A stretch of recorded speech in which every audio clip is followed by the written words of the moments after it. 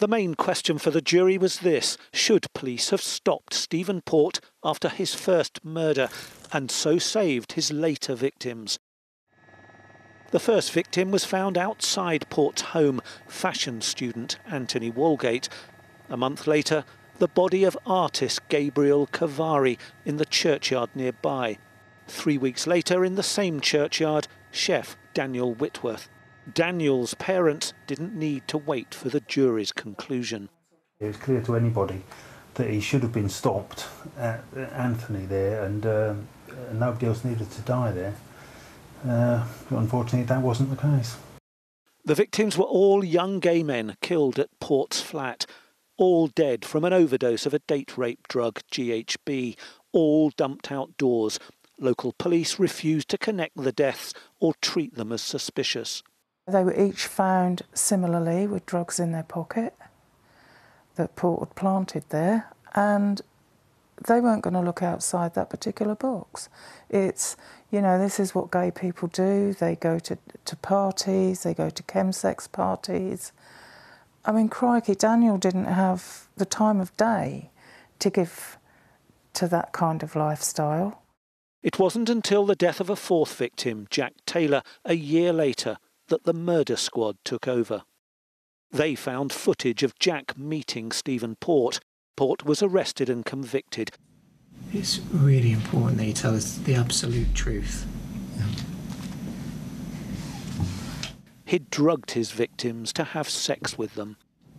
Yeah. I've told you so far is true.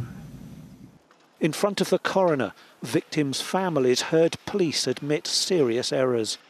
During the inquests, individual police officers blamed understaffing and overwork for their failures. But a friend of one of the victims said it was more than police incompetence, what he called institutional homophobia. John Pape was a friend of Gabriel, the second victim. When the third victim, Daniel, died, he started emailing police with his suspicions of a crime. He wrote, "I worry about what is happening to young men in Barking." When he got no response, he wrote again, "Let me be blunt. I have had indirect information, a scenario in which older men drug younger men in order to take advantage of them sexually." During the hearing, the detective he wrote to admitted ignoring his emails and failing to warn her colleagues of possible murder. She was also the Cavari's family liaison officer, but she failed to contact them. There were other mistakes. Port was arrested and jailed after the first murder, but only for lying that he didn't know the victim. Police didn't examine his laptop for 10 months and missed evidence of his date rape obsession. Detectives fell for a suicide note left by Daniel Whitworth, in which he confessed to killing Gabriel Cavari. Stephen Port had written it. There were a number of investigative errors, but the coroner has directed the jury away from being able to find that prejudice played a part, and I agree with that. I don't think the Met is institutionally homophobic. I do think that the errors that happened were very grave, and I'm very sorry that they did. For Daniel Whitworth's parents, sorry wasn't enough. I want them gone.